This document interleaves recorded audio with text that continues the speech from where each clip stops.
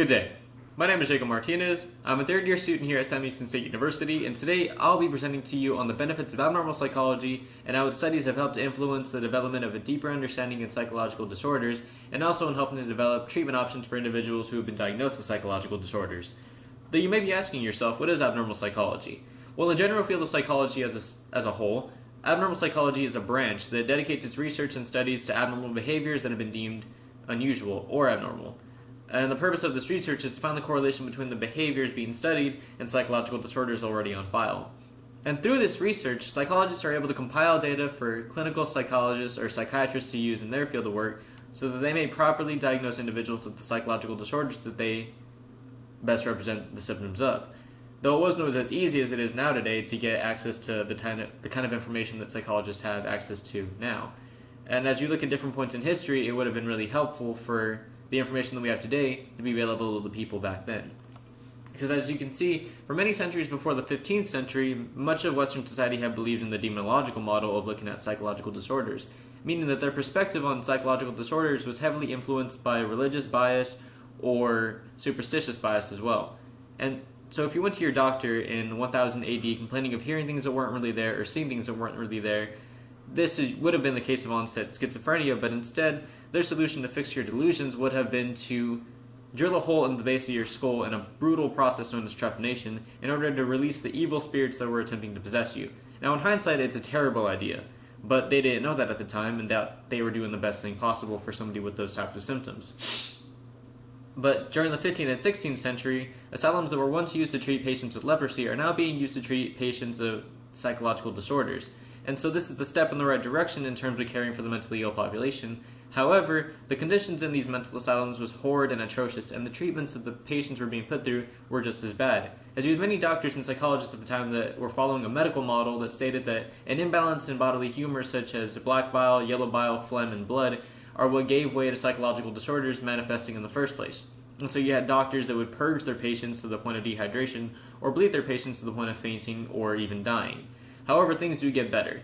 Because in the 18th century, or late 18th century, mid-19th century, there's a great reform that goes underway in the mental health field and changes how mental health facilities are run altogether. So instead of brutal practices like bleeding or purging, you now have more therapeutic and humane processes. And people with psychological disorders are now having one-on-ones with their doctors so that the doctors can have better understandings of what goes on inside a person's head who has a psychological disorder and take better approaches to fix the problem. And in 1893, we have the International Classification of Diseases that is created. And what the ICD is a statistical compilation of different types of diseases that have been cataloged over the years, all over the world. Anything from the common cold to mental diseases. Although this is just foreshadowing for a new type of ICD version that will just specialize in only mental diseases. In 1895, you have famous psychologist Sigmund Freud discovered the psychoanalytic or psychodynamic theory. And through this is the beginning of abnormal psychology, because the psychoanalytic or psychodynamic theory states that a conflict between the unconscious and conscious mind is what gives way to psychological disorders manifesting in the first place. And so many psychologists at the time used this new theory to view psychological disorders through, and it helps their understanding grow even more. And so in 1954, you have the creation of the DSM, the Diagnostic Statistical Manual of Mental Disorders. And the DSM is a common language for psychologists to use when conducting research or looking for research on psychological disorders. And so in the psychology field and society altogether, the information and the understanding of psychological disorders skyrockets, and it inspires treatment options for psychological disorders as well as the improvement of treatment options that are already available that day. And that being said, let us dive into some of the psychological disorders that are on file, as well as their respective treatment options. And the first ones we will be going through are stress-induced disorders. Now, we encounter many stressors in our everyday life. Driving to work through bad traffic, bad weather outside, or for me, creating this presentation was a stressor. And all these stressors lead to accumulated amounts of stress within our body that, when left unchecked, can lead to detrimental effects for our mind. And a study done by the American Psychological Association in 2015, 30% to 40% of participants stated that their prolonged exposure to stress led to them having unusual fits of anger, nervousness, and irrational moments of deep sadness or melancholy. And these symptoms are just the tip of the iceberg when looking at what stress can cause altogether. Some symptoms that are caused by stress are depression, PTSD if the stressor is big and sudden enough, adjustment disorders, and even substance abuse. However, there are treatment options available for these types of disorders. As you can see here, the Harvard The American Psychological Association applauds the idea of building a strong social support system, saying that almost all of us benefit from social and emotional support. Having strong social support can make you more able to cope with problems on your own. And a Harvard Medical Journal in 2011 applauds the idea of expressive writing, saying that helping to get the stuff out of your system that stresses you out onto paper can take away from the stressor. And if you take away from the stressor, you take away strength for the disorder. And also, counseling and therapy are some things that psychologists recommend people with stress go through. Simple but effective treatments. And then the next category of treatments that psychological disorders that we will be going over are anxiety-induced disorders. And they are very similar to stress-induced disorders in the sense of accumulated anxiety can give way to anxiety-induced disorders forming in the body. Now, the National Institute of Mental Health states that the onset symptoms of anxiety disorders are unusual agitation and irritability, restlessness, and the inability to focus and function while attempting everyday tasks. Very similar to stress, but there are little differences there and there. And the most notable disorders in the anxiety field are phobias, panic disorder, and generalized anxiety disorder. Now, phobias are very prevalent, affecting 1 in 10 individuals in the U.S. at some point in their life, and are characterized by people having anxiety around a phobic stimuli or avoiding a phobic stimuli altogether. And so the most notable example I can think of is probably claustrophobia. Somebody who is claustrophobic will avoid tight spaces or become very anxious when in a tight space. And now panic disorders are characterized by frequent and harsh panic attacks that happen on the regular. And panic attacks are these moments when anxiety attacks turn into sheer terror and are uncontrollable and keep somebody from functioning properly. And generalized anxiety disorder is a disorder in which someone will experience crippling anxiety and worriness that keeps them from functioning in their everyday life.